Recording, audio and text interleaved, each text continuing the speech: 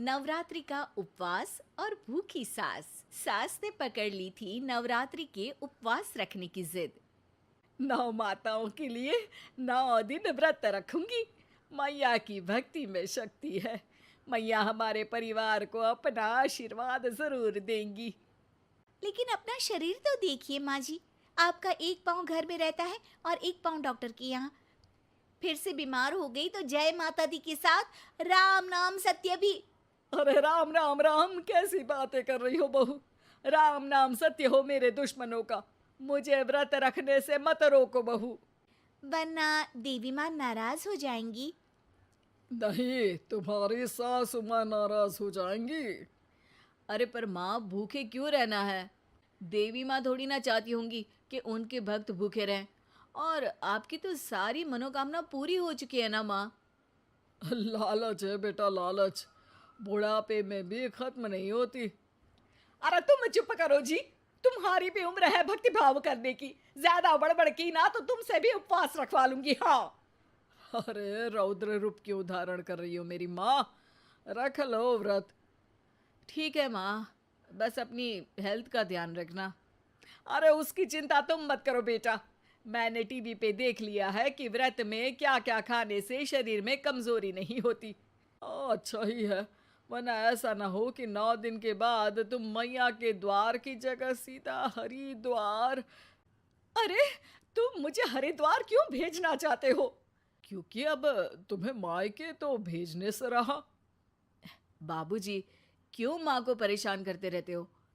अच्छा माँ, ये बता दो कि आपको व्रत में खाने के लिए क्या क्या चाहिए होगा। सास के सामने सब हार जाते हैं।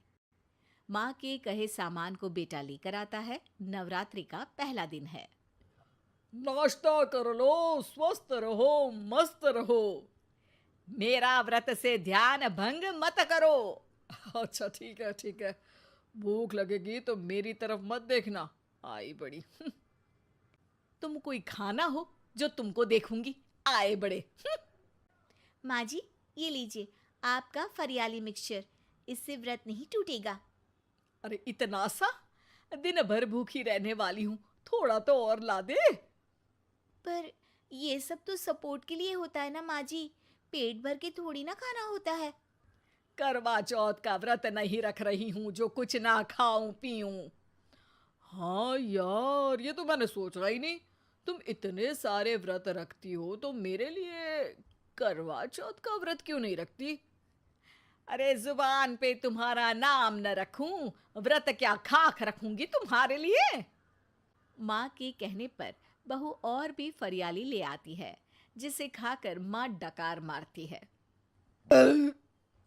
इतनी जोर से डकारोगी तो दुर्गा मैया भी डर जाएंगी।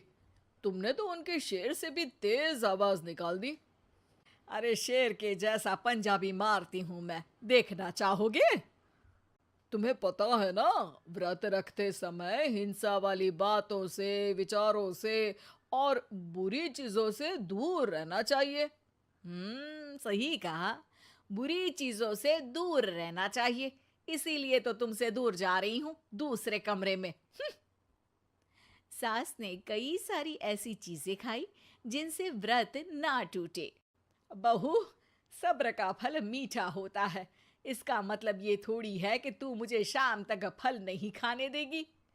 माँ जी, 1 घंटे पहले ही तो आपने इतना सारा।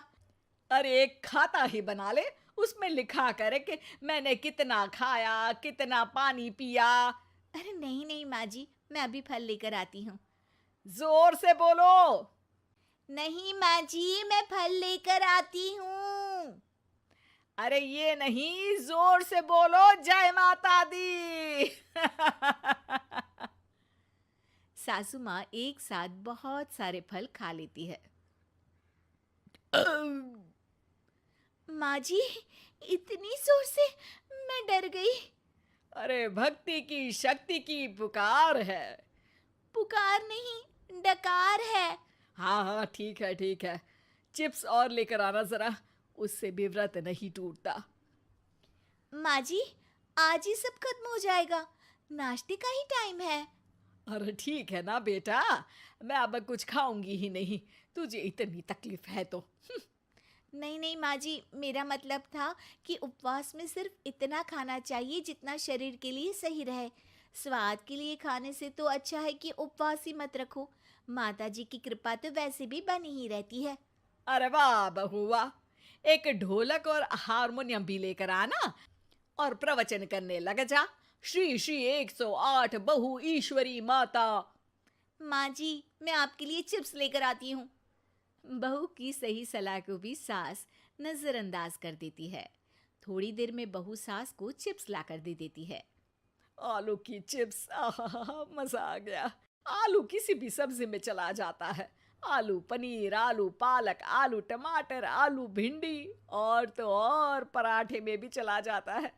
वैसे ही इंसान को भी हर स्थिति में आलू जैसा होना चाहिए। थोड़ी देर में वहां ससुर जी आते हैं। क्या चिप्स खा रही हो?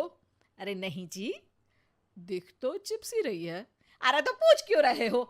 अरे गुस्सा क्यों हो रही हो? उपवास में गुस्सा नहीं करना चाहिए। और ऐसा तो है नहीं कि सिर्फ तुम उपवास करती हो, हमने भी तो किया होगा कभी। नहीं जी नहीं, तुम तो कर ही नहीं सकते। तुम उपवास में भी भेजा खाओगे और भेजा खाने से उपवास टूट जाता है। अच्छा थोड़ी सी चिप्स मुझे दे दो, मन ललचा रहा है। नहीं, उपवास के लिए है। तुम अपना खाना खा लेना जो भी बने। पूरा दिन सास कुछ ना कुछ खाती रहती है।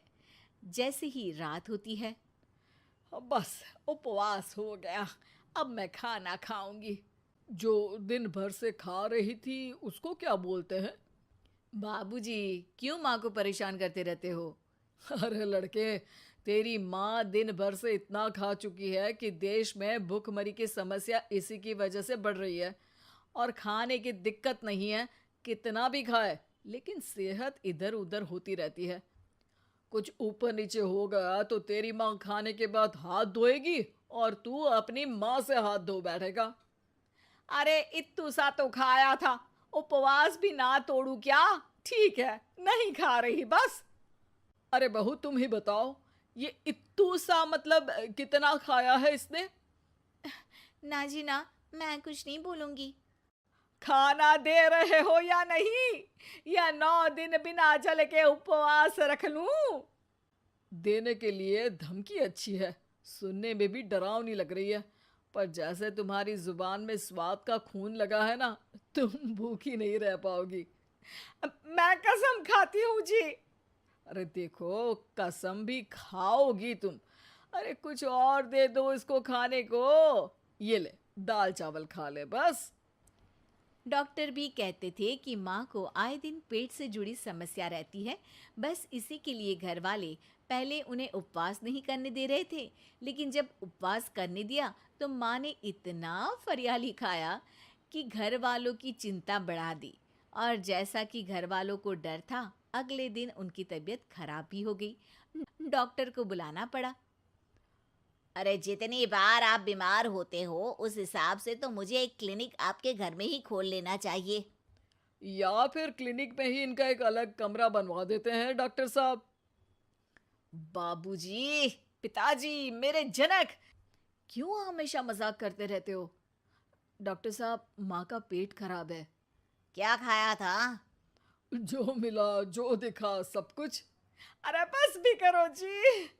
बस तो तुमको करना था खाते वक्त।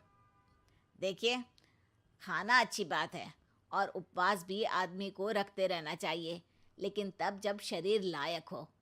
पहले दिन ही बीमार हो गई तो 8 दिन कैसे होगा? आप व्रत मत रखो और खाने पीने पे ध्यान दो। मैं गोलियां दे रहा हूँ।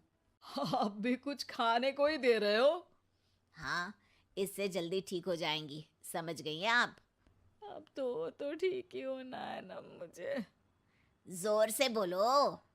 जय माता दी। जय माता दी। जय माता दी।